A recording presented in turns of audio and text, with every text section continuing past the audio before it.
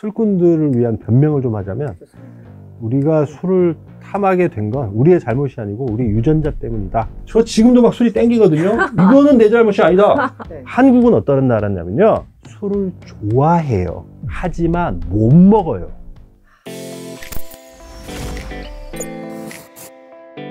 안녕하세요. 월드클로즈업 이승원입니다. 지난 시간에는 북미적 관세 전쟁에서 술이 어떻게 중요한 협상 카드가 될 수 있었던 건지 그 이유에 대해서 이야기를 나눠봤었는데요. 사실 이번 관세 전쟁뿐만 아니라 술은 인류사의 중요한 순간에 늘 함께 했었죠. 기호식품에 불과할 수 있는 술이 어떻게 이런 파급력을 지닐 수 있는 걸까? 궁금한데요. 지난 시간에는 관세에 얽힌 술 이야기를 해봤다면 오늘은 그 범위를 넓혀서 술의 역사에 대해서 이야기를 해볼까 합니다. 오늘도 조승원 기자님 잘해주셨는데 어서 오세요. 예. 네, 오늘도 많이 토크를 좀 해주시고요. 이게 술을 좋아하는 이유가 또 개인마다 또 다르고 취향도 다르고 견딜 수 있는 힘도 다르고 다 다른데 그런 거 있잖아요. 좋으면 좋다고 술 마시고 슬프면 슬프다고 또 술 마시고. 애주가들은 끊임없이 술을 먹을 이유를 찾죠. 인류가 역사적으로 봤을 때 이게 술을 좋아하는 이유? 왜 못 끊는 걸까요?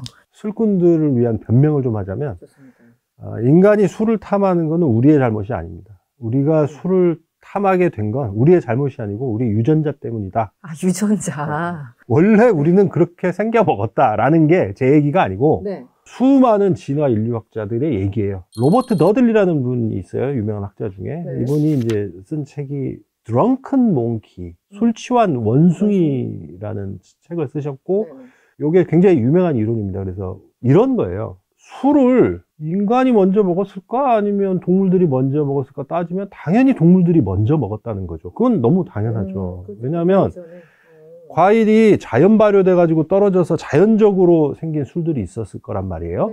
이 술을 누가 먹었을 것이냐? 1000만 년 전 막 이렇게 쿵쿵쿵거리고 다니면서 야 술이다. 맛있어 보여. 과일인데 먹었을 거란 말이에요. 네. 굉장히 이 술을 잘 찾아내고 잘 먹는 능력이 중요했다는 거죠. 왜냐하면 고열량이잖아요.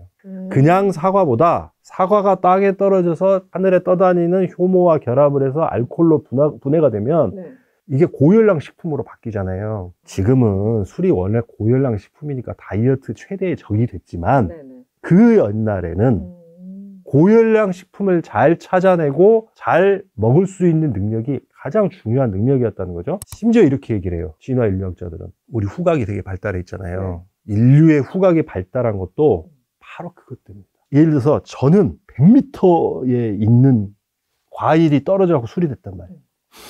술이다! 그런가. 고열량 섭취. 근데 이승원 씨는 못 맡아. 잘 못 맡아. 코가 개코가 아니야. 여기는 이제 죄송하지만 적자 생존에서 이제 밀려났을 거다. 자, 아빠가 곰 한 마리 잡아올게 하고 화살 메고 나가고 해서 았는데 안 돼. 그럼 가족들이 다 굶어야 돼.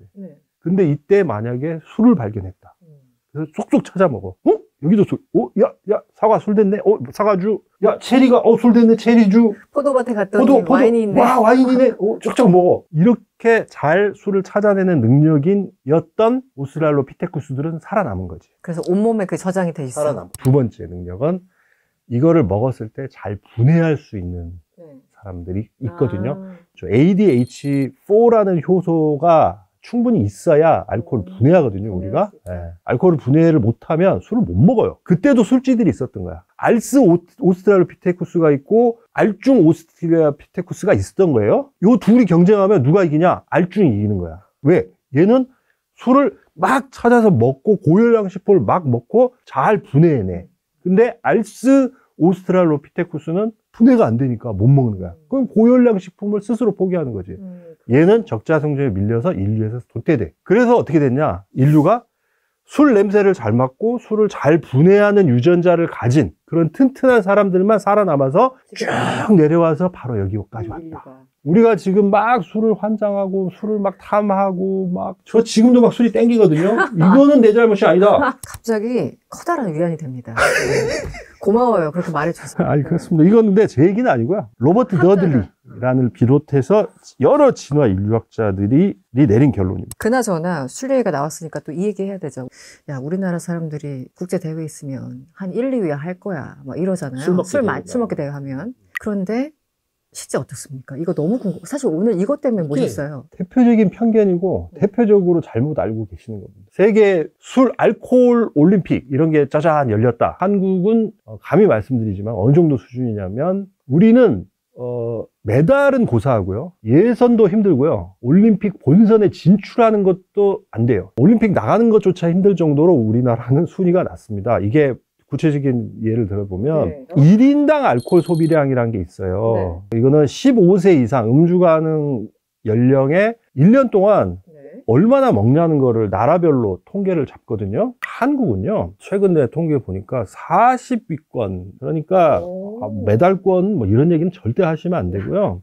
우리가 어느 정도 먹냐면 대략 한 옛날에 많이 먹을 때 한 8리터 정도, 1년에 8리터 정도 1인당 먹다가 지금 한 7리터 정도 수준으로 떨어졌고 앞으로 더 떨어질 것 같은데요. 네, 이게 뭐 평균보다는 좀 높아요. 평균보다는 높지만 상위권은 아닙니다. 여러분, 그렇게 많이 못 먹습니다. 한국은 어떤 나라인지 제가 한마디로 정리해 드릴게요. 한국은 어떤 나라냐면요, 술을 좋아해요. 하지만 못 먹어요. 1인당 알코올 소비량 가장 최근 통계에서 1등이 어디냐? 루마니아예요. 금메달입니다. 루마니아요? 네, 루마니아인데요. 얘네들이 얼마나 술을 많이 먹냐면 남녀 평균 해갖고 16.9kg 있다. 1년에. 2배 이상이네요, 우리보다. 우리보다 2배 이상 먹는데 더 놀라운 건 남자만 따지면 루마니아 남성들이 1년에 27.3리터 먹어요. 루마니아 여행 가셔갖고 술싸움 하시면 안 됩니다. 그냥 잘못하면은 기절할 수 있습니다. 조지아 출신 조심하셔야 됩니다. 2위입니다. 2위. 3위 체코, 4위 라트비아. 의외로 러시아가 빠져있네요. 러시아는 예전에는 아주 많이 먹었는데요. 강력한 금주 정책을 좀 펼쳤잖아요. 그렇죠. 그래도 여전히 좀 많이 먹는 나라고, 대부분 이런 나라의 공통점이 뭐냐면 세상에서 술 잘 먹는 나라, 보드카 먹는 나라들이에요. 유럽 그 세계 지도를 딱 보면 남쪽 있잖아요. 좀 따뜻한 나라들을 쭉 연결시켜서 이걸 와인벨트라 그래요. 와인 많이 생산하는 나라들, 스페인, 포르투갈, 다 머릿속에 뭐가 떠올라요? 프랑스 남부, 하면 햇볕 좋고 다 휴양지, 막 따뜻한데. 와인이 그래요. 좀 따뜻해야 돼요. 좀 더 올라가면 이게 비어벨트인데, 그래서 독일, 그러네요. 체코, 이런 나라들이 잘 만드는 게 맥주예요. 보리 자체가 좀 그래야 돼요. 날씨가 선선해야지 잘 자라기 때문에. 그래서 이런 나라들을 비어벨트라고 그러고요. 더 추워. 더 위로 올라가. 더 위로 올라가. 아까 얘기한 이런 나라들. 옛날 동유럽 국가, 특히나 러시아 연방에서 해체되고 막 이런 나라들 있잖아요. 이런 나라들을 보드카 벨트라고 불러요. 보드카 많이 먹는 나라들. 여기는 음주 소비량이 어마어마해요. 1인당 알코올 소비량이. 그래서 술 잘 먹는 민족들이에요. 함부로 어디 가서 한국 사람 뭐 술 부심 부리면 큰일 납니다. 그러니까 그 다음에 이제 세상에서 가장 인기 있는 술이 사실 맥주잖아요. 네, 지역별로 어디는 맥주, 어디는 와인, 어디는 보드카, 약간 좀 유행이 다른 것 같아요. 전 세계에서 가장 많이 팔리는 술은 맥주예요. 맥주가 가장 인류 공통의 술이에요, 지금은. 영어 같은 거예요, 영어. 맥주는 세계 어디 가도 다 먹잖아요. 그렇죠. 이 맥주를 가장 많이 먹는 나라 어딜까 생각을 해보면, 일단 맥주하면 독일이 생각나고 영국도 생각나고. 그렇죠, 생각나죠. 두 가지를 분리해서 봐야 되는데 총 소비량이 있을 거 아니에요, 총 소비량. 근데 이거는 이 나라를 따라올 수가 없어요. 왜? 인구 때문에. 중국 18년 연속 세계 맥주 1등 소비국입니다. 맥주 세상의 1위 중국, 2위 미국. 네, 인구 많으니까. 3위 브라질, 4위가 멕시코, 5위 러시아, 독일은 그 다음에. 그 다음이 또 영국. 의외로 베트남이 많이 먹어요. 베트남이 진짜 술을 많이 먹어요. 한 가지 좀 더 재밌는 건 뭐냐면 1인당 소비량을 따지면 순위가 확 바뀌는데, 세상에서 맥주를 가장 사랑하는 나라라고 할 수 있죠. 실질적으로는 1위는 체코입니다. 체코 하면 뭐 유명해요? 필스너 맥주가 탄생한대요. 필스너. 이게 탄생한 게 1842년에 탄생했거든요. 이 필스너의 고향인 체코가 1등이고요. 체코 사람들 진짜 술 잘 먹더라고요. 체코 여행하는 동안 아우. 두 번째는 기네스의 나라 아일랜드. 3위가 오스트리아. 걔네 그 슈니첼이라고 있잖아요. 우리 그 돈가스 비슷한 거. 거기 사도고. 그렇게들 맥주를 먹어요. 다음에는 이제 4위가 보츠와나, 그 다음에 크로아티아, 요런 순이에요. 독일은 저 뒤에 있어요. 그래서 맥주의 나라를 보통 독일이라고 그러는데 이 순위권 보면 좀 실망스러워. 보니까 저도 체코 한 10여 년 전에 2차례 그냥 여행을 갔는데, 가자마자 니네 나라에서 제일 유명한 게 뭐야? 전 체코 처음이었으니까. 맥주지, 이러는 거예요. 그래서 그때 필스너를 처음 마셔봤어요. 그래서 필스너 맥주가 사실상 상업화된 라거 맥주의 시조라고 얘기하는 거. 라거 맥주를 전 세계에 유행시킨 게 사실 체코에서 탄생한 필스너예요. 1842년에 요제프 그롤이라는 양조사가 당시에 체코 맥주가 너무 맛이 없으니까 체코 사람들이 외국에서 데려왔어. 데려와갖고 좀 만들어달라는데 실제로 이 사람이 성격이 되게 나쁜 사람인데 네. 성격 나쁜 사람 중에 일은 또 잘하는 사람 있잖아요. 그런 사람들이 있죠. 요제프 그롤이 딱 그런 사람이었고 이 사람이 만들어낸 게 필스너 맥주예요. 이게 전 세계에 대박을 쳤죠. 맥주 역사에서 1842년은 굉장히 중요한 해로 기록돼 있어요. 이 요제프 그롤이 필스너 맥주 탄생시킨 해가 1842년. 외울 때는 18까지 우리가 다 아니까 요제프 그롤이 성격은 나빴지만 사이좋게 만들었다. 그래서 1842 이렇게 외우면 되는데 이런 거는 재미없다. 근데 제가 외우는 방식이에요. 제가 외우는 방식인데 학력고사 세대 1842 이렇게. 자, 어디까지 얘기했죠? 일단 전 세계 인구 모든 인구가 다 마시지는 않을 거잖아요, 술을. 그렇죠. 그러면은 대략 얼마나 마실까요? 그것도 굉장히 궁금하더라고요. 서구권에서는 보통 만 15세 이상을 음주 가능 연령이라고 보고 아프신 분들, 그다음에 선천적으로 못 먹는 분들, 못 먹는 사람 중에 가장 큰 건 종교적 이유. 이렇게 다 빠지고 보면 전 세계 인구를 지금 대략 한 81억 명 정도로 봤을 때 WHO 발표로는 음주하는 인구는 23억 명, 81억 명 중에 23명. 이게 근데 음복주 한 잔 먹은 거를 따지진 않습니다. 통상적으로 먹는 사람을 따졌을 때 지구상에서 술 먹는 인간은 한 30% 정도? 23억 명. 엄청 많은 거죠. 많이 마시네요. 가장 많이 먹는 술은 아까 얘기했던 시장 규모로 봤을 때 맥주고요. 2등이 와인. 네, 와인이고요. 3등은 그 리큐어라고 해서 리큐르라고 이제 보통 부르는데 이거는 혼성주, 우리말로 혼성주인데 온갖 종류의 술들 안파레를 비롯해서 술에 술 탄 술들은 다 리큐르로 분류되기 때문에 3등인 거고요. 4위가 중국 바이주예요. 역시 규모로, 인구 규모로. 역시 여기는 어쩔 수 없군요. 머릿수로 다 해결하시는 데여 갖고 글로벌 시장 규모 2022년 기준으로 952억 1000만 달러 규모 정도에 해당하고 5위가 위스키입니다. 저는 당연히 맥주, 와인, 위스키, 뭐 대략 이런 순위일 줄 그렇게 알았는데 생각을 다 하죠. 근데 바이주가 더 많습니다. 예전에도 말씀드렸다시피 이 바이주는 주로 내수용이다. 그러다 보니 어마어마한 시장이다라는 걸 우리가 알 수 있는 거죠. 그럼 이 주류라는 게 사실은 이렇게 인구의 한 30%가 마시는 거면 그 자체가 어마어마한 시장이잖아요. 그러니까 이 경제적으로도 효과가 굉장할 텐데 이 주류 산업 비중이 유독 큰 나라가 왠지 있을 것 같아요. 네. 일단 그 지금 2021년 기준을 보니까 우리 편을 하면 세계 술 시장 규모가 1조 6,240억 달러라고 하는데 2031년이 되면 2조 달러를 넘어설 거라고 예상하는 게 세계 전문가들의 얘기거든요. 이게 얼라이드 마켓 리서치의 보고서를 인용한 건데요. 지금 현재도 1조 6천억 달러 정도의 엄청나게 큰 시장이라는 거예요. 이 알코올 시장이라는 게. 1등은 아까 얘기한 대로 세계에서 가장 큰 주류 시장은 역시 당연히 중국, 2위 미국, 3위 유럽연합이거든요. 원래는 미국이 항상 1등이었습니다. 근데 이제 지금 이제 중국이 항상 1등하고 있죠. 이거는 안 바뀔 것 같아요. 앞으로 당분간. 시장 자체, 시장의 크기니까. 중국의 파워가 어마어마해졌어요. 그래서 세상 모든 주류 브랜드들이 중국에 갖다 팔아야 돼요. 그러네요. 거기가 그냥 시장이네요. 경제 규모 대비 주류 산업 비중이 유독 큰 나라나 지역은 쉽게 딱 생각하시면 머릿속에서 유명한 술 중에 지역 이름이 붙은 술은 뭐가 있을까 생각하면 거기는 다 주류 산업 비중이 어마어마한 텐데 예를 들어 볼게요. 가장 유명한 거 스카치. 스코틀랜드 위스키를 스카치라고 하잖아요. 그러면 스코틀랜드에서 스카치 산업의 비중이 얼마나 크겠어요? 스코틀랜드 전체 수출 품목 중에 천연자원인 그 석유하고 오일 빼면요. 스카치 수출이 전체 수출 품목 중에 1등이에요. 우리에게 뭔가 삼성 같은 느낌인가요?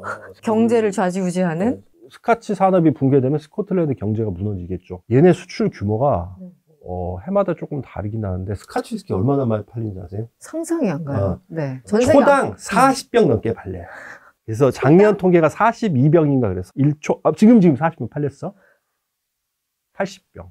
여기 팔렸어요. 지금 우리가 지금 얘기하고 있는 사이에 지금 몇백 병이 팔렸어요. 수출로 하는 규모가 수출 규모가 뭐 10조 뭐 이 정도 됩니다. 그래서 스코틀랜드 경제 자체가 이 스카치 위스키에 의해서 움직인다. 술이 다네요. 그 나라 경제. 스코틀랜드가 수출하는 식음료, 전체 식음료가 있을 거 아니에요? 거기 고기도 유명하니까 육류도 수출하잖아요. 거기 뭐 먹을 거 되게 많아요, 진짜. 수산물도 엄청나게 수출하거든요. 우리는 맨날 술 생각만 하는데 사실은 그러네요. 스코틀랜드 해산물이 제가 스코틀랜드 최근에 돌아다녔잖아요. 맞죠. 좀 오래 계셨죠? 그렇게 맛있어요. 스코틀랜드 해산물이 가보고 싶다. 고기 죽이거든. 근데 그렇게 수출품이 많은데 네. 그 전체 식음료 수출품목 중에 77%가 스카치예요. 77%? 네, 스카치예요. 그러니까 이 스카치의 영향력이라는 거는 스코틀랜드에서는 더 이상 할 말이 없습니다. 엄청난 거예요. 그 다음에 뭐 아까 얘기한 뭐 데킬라는 또 어떻겠어요. 멕시코 경제에서 멕시코. 네. 엄청나게 데킬라를 팔아서 멕시코 사람들의 고용 창출과 경제적인 이윤 창출이 얼마나 크겠어요. 그러니까 네. 지역 이름이 붙어 있는 술들, 스카치, 데킬라, 꼬냑도 지역 이름이잖아요. 브랜디 중에 프랑스 꼬냑 지방에서 생산한 것만 꼬냑이라 부르거든요. 그럼 법으로 그렇게 돼 있어요. 그러면 꼬냑 지방은 꼬냑에 얼마나 의존을 하겠어요. 자기 지역 이름이 꼬냑인데, 특히 꼬냑은 이런 게 있어요. 프랑스 여행 가갖고 꼬냑 먹는 프랑스 사람 보신 적 있으세요? 없어요. 왠지 아세요? 매년 통계가 다른데 꼬냑은요, 네. 98% 내지 99%를 수출해요. 아, 수출을 하느라고? 자기들이 만들어서 자기들이 안 먹어. 아, 내수에서 안 되는군요. 프랑스 사람들은 위스키 좋아해요. 웃기는 거야. 자기들이 세계 최고의 꼬냑을 만들어서 다 수출하고 자기들은 위스키 사 먹어. 해외에서. 그래서 스카치 수입액 1등이 프랑스야. 그러니까 이 나라가 좀 재밌어. 아, 그러네요. 지네가 세계 최고의 그 증류주를 만들어서 다 팔기만 해. 수출만 하고 그 돈으로 다른 스코틀랜드에서 위스키 사와. 야, 되게 재밌는 나라예요. 진짜 이거 좀 연구 대상이야, 이 프랑스 사람들. 근데 그 얘기는 뭐냐? 꼬냑 지방의 경제는 뭐에 달렸다? 꼬냑에 달렸다. 꼬냑에 달렸네요. 네. 그래서 무슨 일이 벌어지냐? 시진핑이 방문했잖아요. 프랑스 국빈 방문해고. 마크롱하고 만나고. 마크롱하고 해서 이 이슈가 무슨 이슈냐면, EU가 중국산 전기차에 대해서 거의 뭐 어마어마한 관세를 물렸잖아요. 중국 전기차 못 들어오게 하려고 막 관세를 갖다가 엄청나게 물리니까 중국에서 열받아서 뭘 했냐면 유럽산 브랜디, 꼬냑을 포함한 유럽산 브랜디에 대해서 또 보복 관세 조치에 들어갔거든요. 가장 먼저 반발했던 게 이 프랑스 꼬냑 지방의 꼬냑 생산업자들이에요. 농민들이 트랙터 몰고 와서 시위를 했어. 중국 전기차에 관세 매기지 말아주세요라고. 왜? 바로 알지. 우리 죽어요. 중국 전기차에 관세 매기는 순간 타겟은 누가 된다? 울상을 짓는 거는 꼬냑 생산하는 업자들, 그다음에 꼬냑 만들 때 쓰는 포도 만드는 포도 농부들은 죽어나가는 겁니다. 왜냐? 전 세계 꼬냑은 거의 다 수출 상품인데 프리미엄 꼬냑 있잖아요. 프리미엄 꼬냑은 거의 중국 부자들이 다 먹어요. 아, 그래요? 꼬냑 자체도 꽤 비싼데. 비싼 꼬냑을 다 누가 먹냐? 중국 부자들이 다 가져가는. 그래서 중국이 최대 수출국이야. 프리미엄 꼬냑은 그냥 중국만 바라보는 시장이야. 완전 직격탄이네요. 그래서 중국도 거기서 관세 때리는 거예요. 효율적으로 타격하는 거지. 딱 그 와중에 이제 시진핑이 이제 프랑스를 국빈 방문하니까 어떻게든지 이 프랑스 대통령 입장에서는 잘 보여야 되잖아요. 그렇죠. 그래서 샤넬백 로고가 원래 진주가 아닌데 그걸 진주로 다 박은 샤넬백. 이거 선물 주고. 플러스 뭘 또 줬냐? 시진핑한테는. 뭘 줬을까요? 루이 13세. 그 유명한 꼬냑. 루이 13세를 줬다고요? 루이 13세 한 병. 딱 주고 헤네시 꼬냑 최고 딱 주고. 그래서 당시에 르몽드를 비롯한 프랑스 언론들이 다 이걸 뭐라 그러냐? 꼬냑 디플로머시. 꼬냑 외교를 했다. 이런 거예요. 야, 이렇게 맛있는 꼬냑. 너네 중국 사람들 계속 먹어야 될 거 아니야? 하고 이제 준 거지. 하여튼 그 지역에 엄청난. 그 지역 이름이 붙은 술들은 다들 엄청난 비중들을 차지하고 있다. 데킬라, 꼬냑, 샴페인도 마찬가지고. 샴페인도 프랑스 샹파뉴 지방에서 생산한 스파클링 와인만 샴페인이라고 하잖아요. 샴페인 뭐 수출길이 막히면 샹파뉴 지방 경제가 다 무너지겠죠. 지역 이름이 붙은 술들은 굉장히 비중이 높다. 의존도가 굉장히 높다. 네. 바꿔 얘기하면 데킬라가 잘 팔리면 데킬라를 비롯한 그 데킬라 생산 지역의 경제가 부흥을 하겠죠. 꼬냑이 잘 팔리면 꼬냑의 경제는 막 부흥을 하겠죠. 스카치가 잘 팔리면 스코틀랜드 경제가 살아나고 이런 거죠. 그런 관계가 있어요. 술은 부가가치가 엄청나게 높은 산업이에요. 술이 왜 부가가치가 높냐면 이런 거예요. 이게 원가 계산이 잘 안 돼요. 그러네. 예를 들어서 네. 여기 지금 요 만년필 있단 말이에요. 그럼 이거는 원가 계산이 돼요. 이거 원자재인 플라스틱, 그 다음에 가공비, 임금, 전기료도 n분의 1로 해보고 수도세, 관리비 다 합치고 운송비용 다 합치면 어찌됐건 계산하면 복잡하긴 해도 이 볼펜의 원가라는 게 계산이 네. 되는데 위스키나 이런 증류주들은 특히나 원가라는 개념이 없어요. 불가능해요. 왜냐? 재료가 된 몰트값, 증류소 일하는 노동자들의 임금, 뭐 전기세, 수도세 이런 거는 계산이 되는데 뭐가 계산이 안 되냐면 워크통에 넣어갖고 숙성을 하잖아요. 이 시간의 가치를 얼마를 매길 거냐는 그러니까요. 거야. 네. 그래서 다 네임 밸류에 의해서 가격이 결정돼요. 위스키나 꼬냑 같은 술들은 원가 계산이 애시당초 불가능해요. 그러네요. 그래서 특히 술은 그러네요. 네. 네임 밸류 높은 맥켈란이다. 그러면 비싸게 파는 거야. 원가가 얼마든지 간에 그냥 비싸게 팔 수 있는 거예요. 그래서 술은 유명해지면 네. 부가가치가 엄청나요. 진짜 원가 한 10,000원짜리 갖고 100만 원에 팔아도 사요. 그러네요. 네. 100배에 장사할 수 있어요. 이게 고급 증류주, 고급 위스키, 고급 꼬냑 같은 거를 만들어야 되는 이유예요. 루이 13세 그냥 공병이 몇백만 원에 팔리잖아요.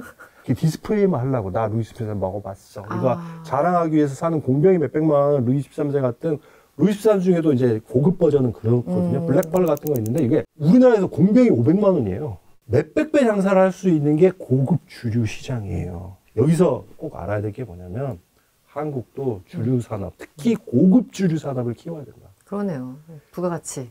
근데 그놈의 주세 때문에 우리가 못하고 있는 거예요. 72%의 이 약탈적 주세. 증류주는 원가를 좋게 만들잖아요. 이 원가가 올라간 만큼 아주 살인적인 주세를 때려버리면 네. 한국의 주세 체제는 어떤 시그널을 생산업자들한테 주는 거냐면 저가의 싸구려 술만 만들라고 얘기하는 거예요. 저가로 만들면 세금이 확 낮아지거든. 대신에 비싼 만큼 원가가 올라간 만큼 엄청난 세금을 두드려 맞거든요. 그러면 차라리 그냥 싼 것만 만들자. 그러면 야마자키 못 만들어요. 까발라 못 만들어요. 루이 13세 못 만들어요, 한국은. 왜? 이 살인적인 주세 때문에 할 수가 없어요. 이런 산업을 키워야 되는 이유가 여기 있는 거예요. 우리 다음에 또 한 번 모셔가지고 정말 한번 네. 나중에 들어가서 주세에 대해서 우리 1시간 강의를 받는 것으로 하겠습니다. 일단 이제 술 얘기를 쭉 하고 있는데 사실은 술에 얽힌 뭐 얘기들 정말 많잖아요. 좀 유명한 사례 한두 가지만 좀 들어주시면 어떨까요? 옛날. 일단 잘 모르시는 것 중에 하나가 이 맥주가 독일 통일에 기여를 했다.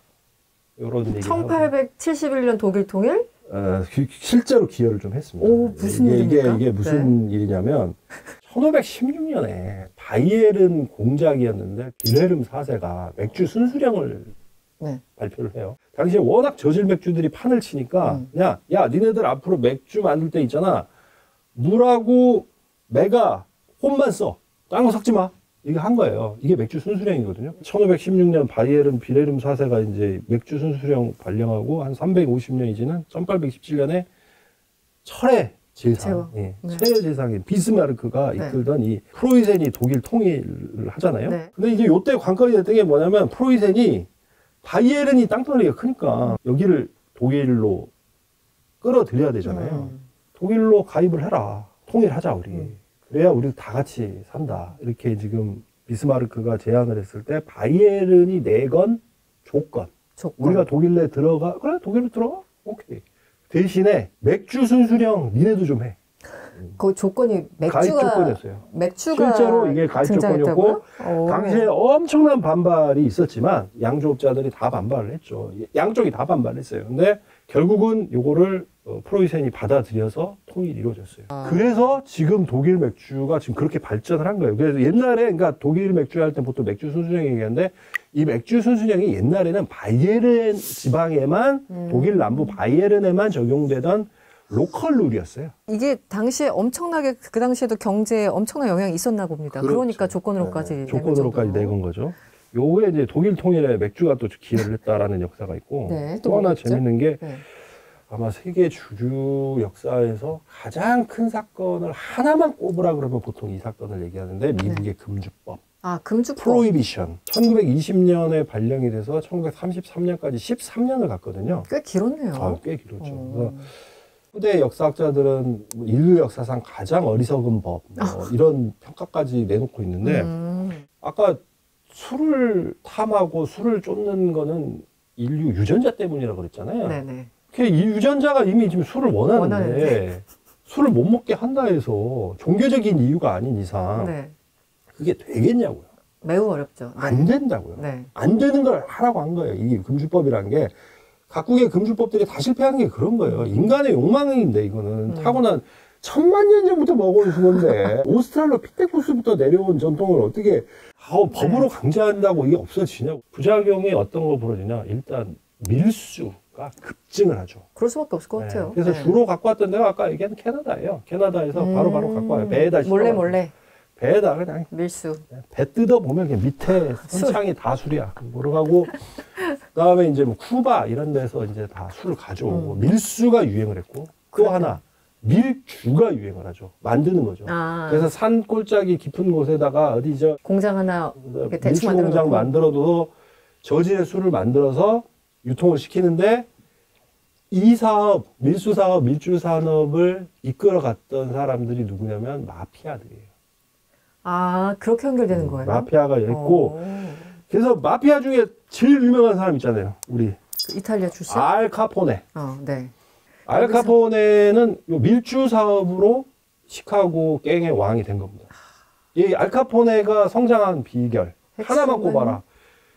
이게 술이에요. 술이구나. 이 금주법이 알 카포네를 만들어줬어요.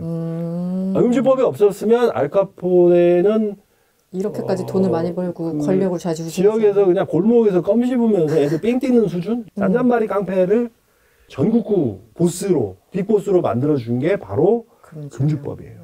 결국은 술 때문이었다. 금주법 때문에. 네. 이런 금주법이 그러면 왜 미국에서 했느냐. 여러 이유가 있죠. 당시에 뭐. 20년이면은. 이 금주법 만들 때 뭐 여러 이슈들이 있었어요. 너무 그때 당시 미국인들이 술을 많이 먹어서 이러면 안 되겠다. 기독교 국가에서 막 십자가 들고 막 금주 운동하고 막 이런 것들 분위기도 있었지만 또 하나의 결정적인 이유 중에 하나가 뭐였냐면 19세기에 독일 사람들이 미국으로 엄청나게 이주를 해서 근데 독일이 원래 술 잘 만드는 나라잖아요. 그렇죠. 독일 맥주가 유명하잖아요. 그래서 미국의 맥주 위스키 산업을 다 장악한 사람들이 독일계 이민자들이에요. 그쪽 시장 아예 잠식했군요, 독일계가. 누구누가 있냐? 네. 버드와이저 만든 사람 부시. 미국에 부시 스타디움도 있잖아요. 부시. 그다음에 밀러 맥주 만든 사람 밀러. 쿠어스 맥주는 누가 만들었냐? 쿠어스. 펩스트 맥주는 펩스트. 이 사람들이 다 독일계예요. 독일계예요? 네, 독일의 그 발달된 양조 기술을 가져와서 미국에서 만들어내니까 기존에 이 미국에서 그 맥주 만들던 사람들하고는 잽이 안 되는 거야. 비교가 안 됐구나. 독일의 선진 기술을 가져왔기 때문에. 지금도 독일계 이민자들이 세운 이런 버드와이저, 밀러, 쿠어스가 다 장악을 하고 있죠. 그래서 당시에 농담처럼 하는 얘기가 무슨 얘기였었냐면 당시에 19세기 요때 미국의 양조업자들이 회의를 하잖아요. 모여서 자기네들도 연합회도 만든 회의를 하는데 영어가 아니고 독어로 얘기했대요. 독일어로 회의를 하는 거야. 왜? 다 독일 사람들이니까. 펩스트, 밀러, 뭐 부시 이런 사람들 다 버드와이저 만들고 밀러 다 독일 사람들이니까 미국 양조업자 어소시에이션 회의를 하면 자기들끼리 회의할 때, 야, 다 우리 독일인데, 그냥, 야, 독일어 쓰자. 뭐 해봐 했는데. 야, 뭐, 잉글리시 있어. 잉글리시 필요 없어. 땡큐 아니고, 땡케 한 거예요. 그냥. 그래서 또 미국 사람이 그 꼴을 못 보지. 이러면서 금주령. 위스키 산업도 짐빈 자체가 빈 패밀리가 또 독일에서 건너왔거든요. 이렇게 맥주 위스키 산업을 다 독일 사람들이 장악을 하니까 1차 세계대전 터지고 나서 단독 감정이 그러자도 올라갔는데, 그때 당시 무슨 일이 터지냐, 루시타니오 그 침몰 사건이라고 독일 잠수정에 의해서 미국, 영국 오가는 여객선 하나가 침몰을 하죠. 사건 때문에 그때 1000명 이상 죽었는데 미국인 희생자가 128명이었다고 그래요. 그러니까 이렇게 미국인들이 많이 죽으니까 미국 사람들이 독일에 대한 감정이 너무 안 좋았던 거야. 그래서 결국은 미국이 참전을 하죠. 그렇죠. 그것 이렇게 독일에 대한 감정이 안 좋아지니까 금주법 발령에는 이런 배경도 좀 있어요. 어차피 지금 술, 맥주 뭐 이거 지금 다 독일 애들이 장악하고 있는데 독일 싫다. 그러네요. 그냥 아예 죽여버리자 저 사람.